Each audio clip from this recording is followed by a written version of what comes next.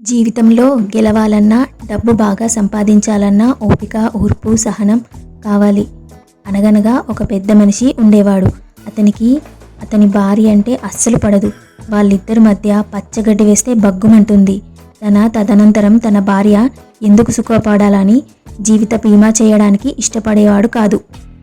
జీవిత బీమా ఏజెంట్లకు ఎవరికి అపాయింట్మెంట్ ఇవ్వొద్దని తన సెక్రటరీకి చెప్పాడు ఆ పెద్ద మనిషి.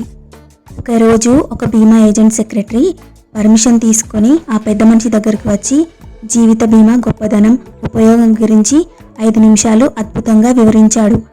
దానికి ఆ పెద్ద మనిషి ఆనందించి, నీవు చాలా అదృష్టవంతుడివి. ఈరోజు నా భార్య పొద్దున్నే అనుకోకుండా ఆశ్చర్యంగా నా చేతికి మంచి కాఫీ అందించింది.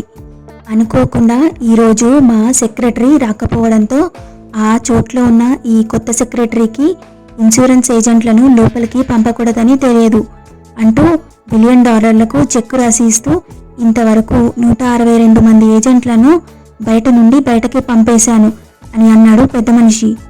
అప్పుడు ఎదురుగా ఉన్న బీమా ఏజెంట్ సెక్రటరీ, సార్, ఆ 162 సార్లు వచ్చింది నేనే అంటూ చెక్కు జేబులో పెట్టుకుని వెళ్ళిపోయాడు.